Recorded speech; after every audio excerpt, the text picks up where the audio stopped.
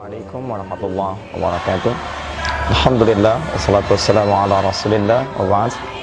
Saudara-saudariku dimanapun Anda berada, setiap insan beriman senantiasa mendambakan agar dalam muara kehidupannya bisa mendapatkan capaian tertinggi di akhirat berupa surga yang penuh dengan kenikmatan. Namun tidak setiap orang beriman juga berpikir untuk menyiapkan dengan serius bagaimana bisa menggapai surga itu. Maka Al-Quran kemudian memberikan pesan yang kuat dengan menampilkan kalimat surga di Quran dan memberikan bekal pada orang beriman agar mereka mau menyiapkan untuk bisa menggapai surga yang didambakan. Quran surah kedua Al-Baqarah ayat 25, kalimat surga pembuka dalam Al-Quran ketika Allah berfirman, وَبَشِّرِ الَّذِينَ آمَنُوا وَعَمِلُوا الصَّالِحَاتِ أَنَّ لَهُمْ جَنَّاتٍ تَجْرِي مِنْ تَحْتِهَا الْأَنْهَارُ. Dan berikan kabar gembira pada orang beriman dan beramal saleh bahwa mereka telah disiapkan untuk mereka surga-surga terindah yang mengalir di dalamnya segala keindahan sungai-sungai dan kebaikan-kebaikan. Ayat ini ingin memberikan pesan yang kuat bahwa iman mesti disandingkan dengan amal saleh untuk bisa meraih capaian surga tertinggi di akhirat kelak.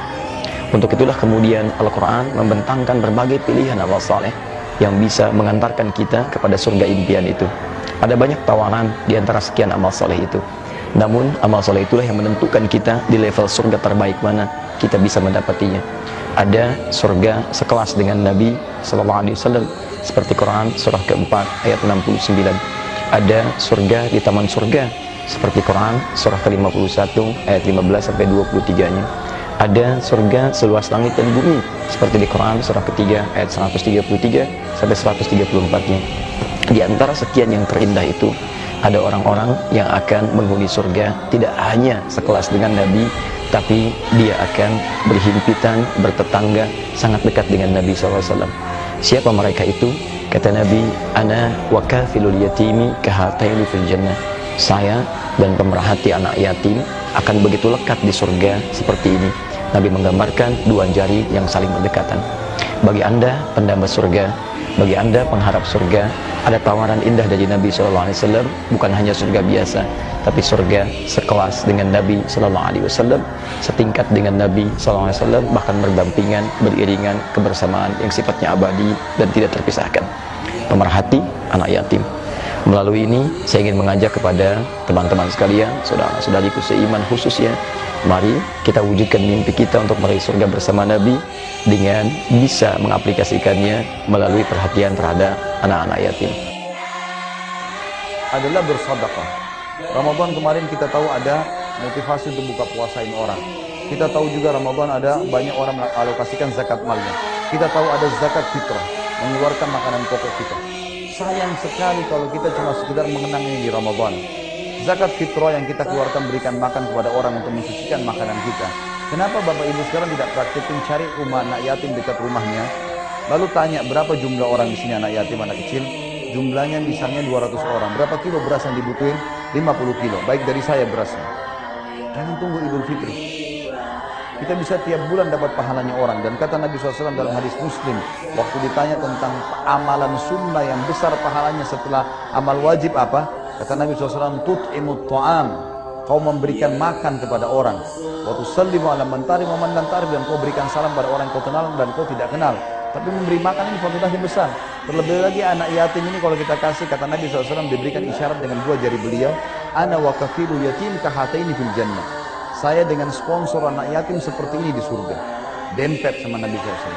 Kenapa enggak keluarin itu teman-teman sekalian? Kenapa enggak sedekah? Peringatan saya buat diri saya dan teman-teman sekalian, kapitalisme mengatakan menabung pangkal kaya, Islam mengatakan sedekah pangkal kaya. Beda, nabung sama sedekah nggak bisa ketemu, mustahil. Orang nabung itu nyimpan terus kok. Kalau Islam tidak, keluarin makin besar yang datang. Harus kita pegang konsep ini, nggak boleh konsep yang satu. Orang kalau nabung pasti pelit, pasti perhitungan untuk keluarin. Karena dia targetnya dari 10 juta, kapan 100 juta, kapan 1 miliar, kapan 10 miliar, nggak selesai-selesai. Mati dibagi oleh ahli waris. Tapi Islam mengajarkan dalam hadis Bukhari, kata Nabi SAW, Allah berfirman, ya ibna Adam, anfik alaik. Wahai anak Adam, bersodak, berinfak di jalanku, aku akan berinfak kepadamu. Konsep ayat hadis jelas. Keluarkan teman-teman, dan biasakan keluarkan yang besar. Subhanallah, saya temukan teman-teman yang Allah bukakan rezekinya, yang memang kaya raya.